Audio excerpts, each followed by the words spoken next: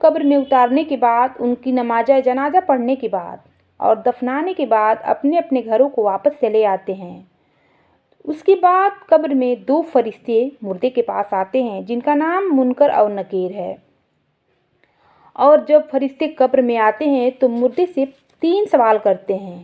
پہلا سوال ہے، تمہارا رب کون ہے؟ جو انسان دنیا میں نیک راستوں پہ چلا رہتا ہے اور اللہ تبارک و تعالیٰ کو اپنا رب مانتا ہے اور اللہ تبارک و تعالیٰ کے بتائے ہوئے راستے پر چلتا ہے اور نبی صلی اللہ علیہ وسلم کی نقش قدم پہ چلتا ہے، وہ انسان کو اس سوال کا جواب دینے میں کوئی جھجک محسوس نہیں ہوگی اور نہ ہی اسے کوئی خوف آئے گا۔ وہ بلا جھجک بول اٹھے گا، میرا رب اللہ ہے۔ اور جو انسان دنیا میں اللہ تبارک و تعالیٰ کو اپنا رب نہیں مانتا اور نبی صلی اللہ علیہ وسلم کو اپنا نبی نہیں مانتا ہے، اس کو اس سوال کے بارے میں کچھ پتہ نہیں ہے۔ اگر دنیا میں اس کو یہ بات معلوم بھی ہو جائے کہیں سے ادھر ادھر سے سن کے، تو یہ نہیں کہ اس کو قبر میں بھی یہ بات معلوم رہے گی۔ قبر میں وہی معلوم رہے گی جو انسان کے دلوں میں ہے، جس پہ انسان کو وشواس ہے۔ قبر میں فرشتے سوال جب کریں گے تو جو نیک انسان ہوں گے وہ ان سوالوں کا جواب فوراً دے دیں گے، اور جو اللہ کے دین پر نہیں ہوں گے وہ لوگ کہیں گے، مجھے خبر نہیں، مجھے نہیں پتہ کہ آپ کیا پوچھ رہے ہیں۔ پھر فرشتے دوسرا سوال کریں گے میت سے، تمہارا دین کیا ہے؟ تو جو مسلمان نبی صلی اللہ علیہ وسلم کے دین پر، ان کے بتائے ہوئے راستے پر چلے ہوں گے، اللہ تبارک و تعالیٰ کو اپنا رب مانتے ہیں، وہ فوراً بولیں گے میرا دین اسلام ہے۔ اور جو نبی صلی اللہ علیہ وسلم کا اپنا نبی نہیں مانتے ہوئے، نبی صلی اللہ علیہ وسلم کے بتائے ہوئے راستے پہ نہیں چلتے ہیں، انہیں اس سوال کا جواب بھی نہیں معلوم ہوگا۔ پھر فرشتے تیسرا سوال کریں گے، جو تیسرا سوال نبی صلی اللہ علیہ وسلم کے بارے میں ہوگا۔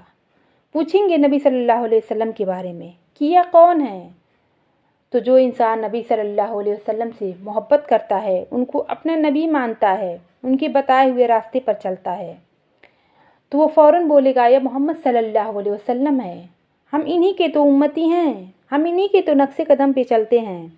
اور جو یہ نہیں مانتا ہے، جو نبی صلی اللہ علیہ وسلم کو اپنا نبی نہیں مانتا ہے، وہ یہ بات نہیں، وہ بھی اس سوال کا جواب بھی نہیں بتا پائے گا۔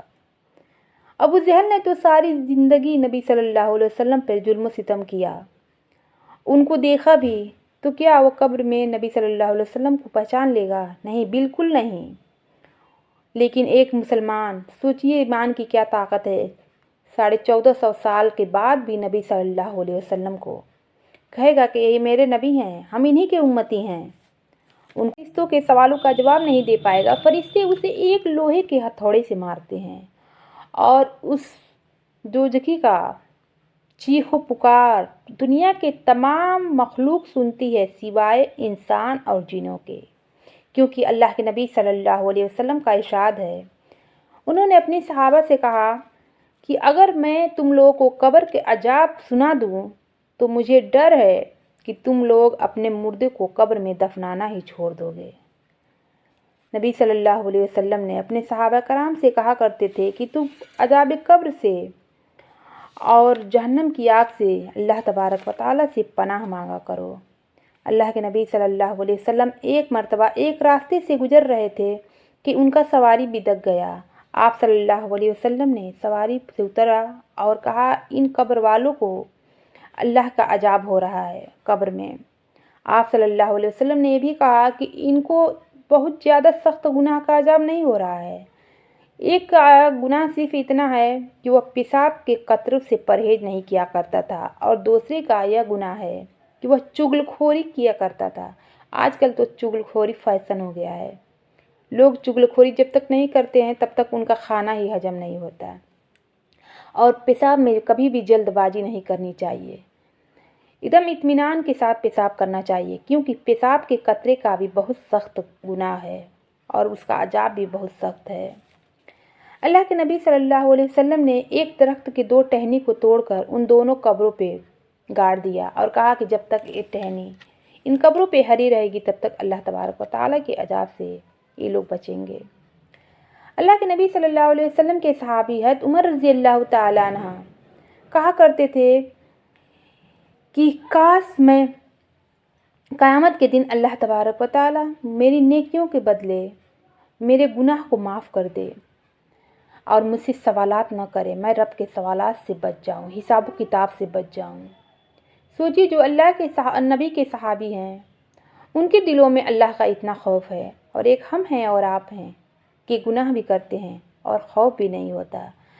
और अल्लाह के दूसरे सहाबी हज़रत अबू बकर सिद्दीक़ रज़ी अल्लाह ताला अन्हु हाथ में तिनका लेकर कहते, काश मैं ये तिनका होता कि मुझे अल्लाह तबारक व तआला से हिसाब किताब नहीं देना पड़ता। मट्टी को हाथ में लेकर कहते, काश मैं ये मट्टी होता और इंसान न होता और अल्लाह के सवालात से बच जाता, हिसाब किताब से बच जाता।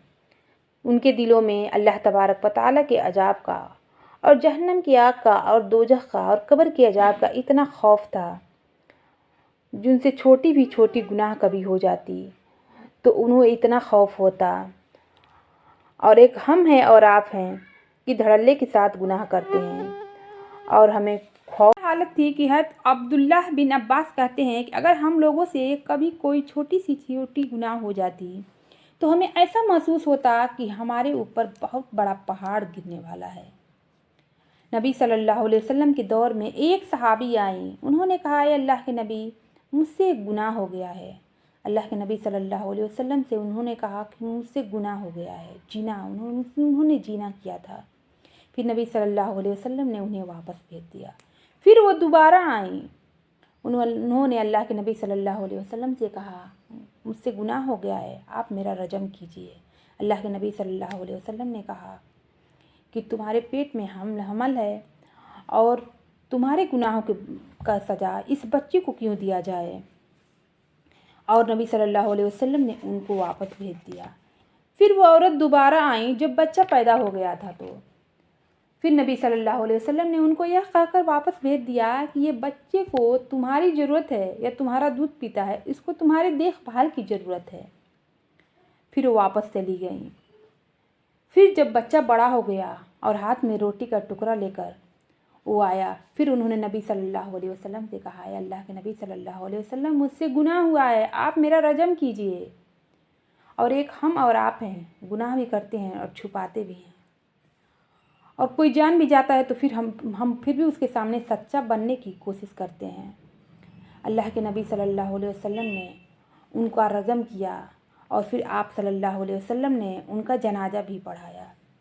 तब हज़रत उमर रज़ी अल्लाह तआला अन्हु ने आपसे सवाल किया, या अल्लाह के नबी, आपने एक जानी औरत का जनाजा पढ़ाया। तो हज़रत मोहम्मद मुस्तफ़ा सल्लल्लाहु अलैहि वसल्लम ने उमर रज़ी अल्लाह तआला अन्हु से कहा, इसने ऐसी तौबा की है, इससे ऐसी प्यारी तौबा की है कि इसकी तौबा 70 लोगों की तौबा से भी ज़्यादा है।